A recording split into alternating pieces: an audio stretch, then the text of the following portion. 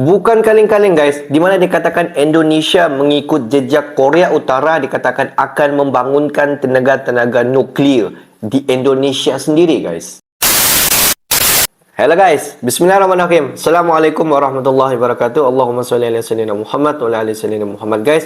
Selamat datang ke Musa Channel. Ini adalah channel YouTube aku, Musa bin Muhammadirin Channel. Kepada subscriber, kepada viewer-viewer di luar sana yang baru saja masuk ke Musa Channel, jangan lupa berikan dukungan kalian kepada channel ini dengan satu cara mudah, just klik button subscribe, like dan komen di bahagian komentar di bawah. Dan kepada subscriber, kepada viewer-viewer di luar sana yang selama ini telah pun memberi sokongan kepada Musa Channel, dan juga kepada subscriber yang sedang menonton video ini, kalian yang sedang menonton video ini, aku sentiasa mendoakan agar semua kalian di luar sana dipermudahkan segala urusan, diberikan kesihatan yang baik, dihindarkan, dijauhkan daripada segala malapetaka, dan juga dihindarkan daripada segala fitnah-fitnah akhir zaman guys. Amin amin ya rabbal alamin. Guys, seperti biasa, hari ini kita akan buat sedikit lagi video reaction di channel Bagi-Bagi. Dan kalau kita zoom sedikit kepada judul utama yang kita akan react hari ini, di mana dikatakan Indonesia akan mengikut jejak Korea Utara dalam membangunkan tenaga nuklear. Kalau kita tengok di Korea Utara begitu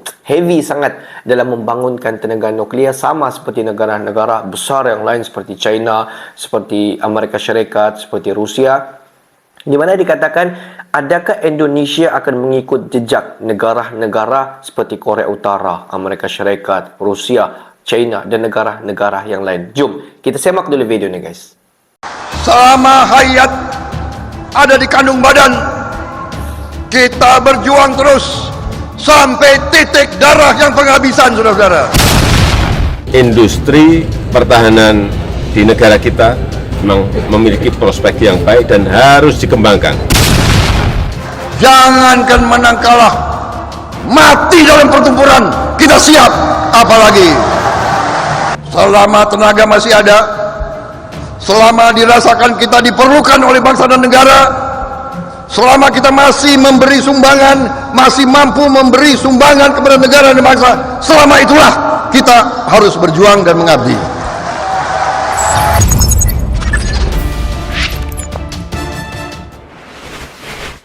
Respon keras pangkalan militer AS dekat Papua, NKRI diduga ikuti langkah Korut ingin buat pabrik rudal balistik nuklir.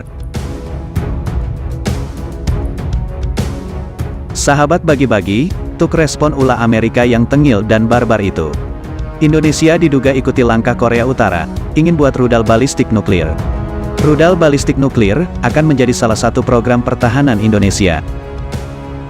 Ini bukan omong kosong, Indonesia sudah menekan kerjasama pembuatan rudal balistik Han, dengan Roketsan Turki, yang akan memberikan transfer teknologi rudal balistik jarak pendek ke Indonesia. Aduh semakin ngeri nih, dunia semakin panas apalagi sampai rudal nuklir berterbangan di langit Jakarta. Taktik Indonesia menggunakan rudal balistik sebetulnya sederhana. Indonesia mendorong penempatan rudal balistik ke perbatasan negara. Hal itu untuk mendongkrak jarak jangkau rudal balistik Indonesia, yang mentok di angka 280-300 km. Sebab Indonesia tak ikut menekan perjanjian misil teknologi kontrol regime MTSR. Jika Indonesia ikut MTSR, maka negeri ini diberi akses untuk memproduksi rudal balistik jarak jauh, dengan berbagai ketentuan pastinya. Namun kita tidak ikut. Namun kita harus optimis karena, banyak negara yang tak menekan perjanjian MTSR mampu memproduksi rudal balistik jarak jauh berhulu ledak nuklir. China, Pakistan, Iran, dan Korea Utara contohnya. Di sini yang paling ugal-ugalan memproduksi rudal balistik segala tipe ialah Korea Utara. Korut sering melakukan uji coba peluncuran rudal balistik. Ketika menembakkan rudal tersebut, militer Korsel dan Jepang selalu siaga tempur. Media Korea Utara melaporkan bahwa negara tersebut baru-baru ini melakukan latihan taktis gabungan yang mensimulasikan serangan balik nuklir oleh unit-unit untuk operasi nuklir taktis pada 18-19 Maret tahun 2023. Cakupan latihan tersebut mencakup perincian baru tentang sistem komando dan kendali nuklir Korea Utara yang mirip dengan yang digunakan di AS dan Uni Soviet atau Rusia, jelas media 38 Nord. Korut memperoleh ilmu membuat rudal balistik dari Uni Soviet dan China pada masa Perang Dingin. Korut belajar banyak ke kedua negara itu untuk memperoleh ilmunya. Hasilnya, kini mereka mandiri dalam pembuatan rudal balistik berbagai tipe. Dan sekarang Indonesia, diduga mengikuti langkah Korea Utara untuk membuat nuklir. Bukan cuma ICBM yang terkenal itu, Korut juga punya program rudal balistik jarak pendek, alias Short Range Ballistic Missile, SRBM layaknya Indonesia. SRBM Korut ternyata lebih memusingkan Korsel dan AS, sebab Korut bisa memindah-pindahkan posisi rudal sehingga sulit ditebak dari mana ia diluncurkan. Sedangkan ICBM, mudah dideteksi sebelum diluncurkan karena bentuknya yang besar terekam jelas citra satelit. Sahabat bagi-bagi, gegara adanya SRBM K-32 Korut, yang kebetulan programnya berbarengan dengan rudal balistik Indonesia. 21 Century Asian Arms Race menilai, Jakarta tengah mengikuti langkah Pyongyang. Mereka menduga, Indonesia ingin mempersenjatai rudal balistiknya dengan hulu ledak nuklir. Dalam beberapa kasus, SRBM memiliki peran potensial yang berkemampuan nuklir. Rudal dapat dipersenjatai dengan hulu ledak nuklir jika tersedia. Negara tersebut adalah Iran, Pakistan, Korea Utara dan Turki. Tidak ada bukti bahwa Indonesia dan angkatan bersenjatanya ingin mengikuti jalan yang sama, tetapi tren ini hampir tak terelakkan, lapornya pada tanggal 7 April tahun 2023. Indonesia punya kapabilitas pengayaan uranium untuk membuat bom nuklir. Dan memang program rudal balistik tengah diupayakan negeri ini, semoga saja lekas terwujud, mari kita dukung pemerintah. Selain itu, dan hal ini juga bisa jadi untuk merespon ulah Amerika, yang menempatkan pangkalan militernya di dekat Papua Indonesia. Negara Adiputra Mamarika pun kini disebut bakal segera membangun pangkalan militernya di sebelah provinsi Papua Indonesia. Dalam rangka membangun pangkalannya ini, Amerika pun juga disebut akan segera menerjunkan armada kapal penjaga pantai dan pasukan militernya ke wilayah Papua Nugini. Di mana dalam sebuah kesepakatan Papua Nugini, Menteri Pertahanan Amerika Serikat, yaitu Leo J. Austin, menegaskan bahwa pengerahan penjaga pantai akan membantu Papua Nugini.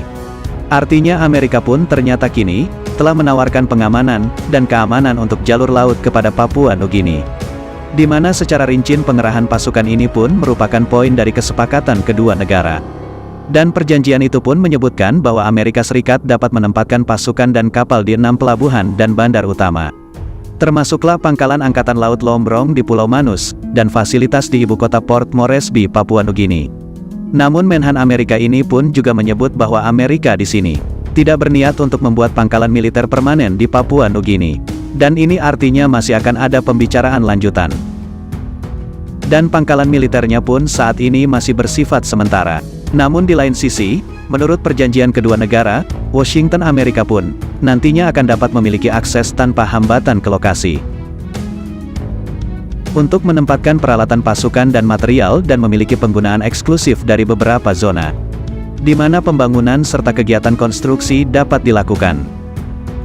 Nah, artinya negara Mamarika pun juga dapat menggunakan Papua Nugini sebagai tempat logistik bahkan gudang material dan persenjataan, bahkan disebut tanpa hambatan.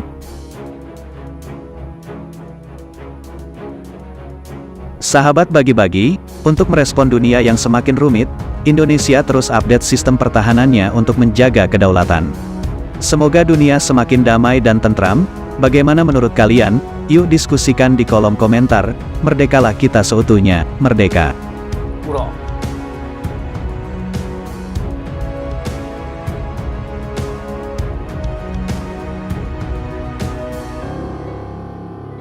Mana-mana negara di dunia ini yang ingin membuat satu tenaga nuklear ataupun rudal nuklear, negara itu mestilah membuat perjanjian yang dikenali sebagai MCTR. Seperti kalau kita tengok seperti Korea Utara, Iran, Pakistan, apa lagi, Rusia, Amerika Syarikat, semua negara-negara yang pada masa kini yang mempunyai rudal nuklear, semua negara itu membuat perjanjian di dalam MCTR untuk membolehkan mereka membuat uji kaji ataupun uji penerbangan ataupun uji rudal terhadap nuklear yang dibangunkan di negara-negara yang menggunakan tenaga-tenaga nuklear. Indonesia belum lagi membuat perjanjian MCTR sebab Indonesia belum lagi terfikir untuk membangunkan tenaga-tenaga nuklear di Indonesia sendiri. Walaupun kalau kita tengok Indonesia merupakan salah sebuah negara yang mampu untuk membuat tenaga nuklear di Indonesia sendiri. Sebab Indonesia mampu untuk membuat tenaga-tenaga uranium untuk penghasilan tenaga nuklear di Indonesia. Semua bahan-bahan di Indonesia sudah ada di Indonesia, uranium, apa lagi, semua ada guys. Tinggal sahaja Indonesia mencari tenaga pakar untuk membuat tenaga nuklear yang digunakan untuk rudal di Indonesia. Kalau kita tengok Indonesia, rudal ada sudah, bahan-bahan ada sudah. Tinggal sahaja Indonesia menerapkan tenaga pakar untuk digunakan untuk membangunkan tenaga nuklear di Indonesia guys. Kalau kita tengok video sebentar tadi, Indonesia sudah menjalinkan hubungan kerjasama bersama dengan Turki dalam penghasilan roket Arhan. Dan roket itu kalau kita tengok dia berbentuk rudal yang boleh digunakan di Indonesia sendiri. Tetapi bahan-bahan letupan di dalam rudal hasil kerjasama Indonesia bersama dengan Turki belum dapat dikenal pasti sama adakah mereka mahu memasukkan tenaga nuklear. Kita just waiting berita seterusnya. Jika benar Indonesia bersama dengan kerjasama daripada Turki akan menggunakan tenaga nuklear di dalam rudal, tidak mustahil Indonesia mampu untuk membuat penghasilan tenaga nuklear selepas tu guys. Okeylah guys, untuk hari ini sampai di sini saja sedikit information daripada Musa Channel, dan kepada subscriber, kepada viewer di luar sana yang belum lagi klik button subscribe, please guys to klik button subscribe, like dan komen di bahagian komentar di bawah. Akhir kata daripada Musa Channel. Thanks for watching my video. Assalamualaikum warahmatullahi wabarakatuh guys. See you the next video guys.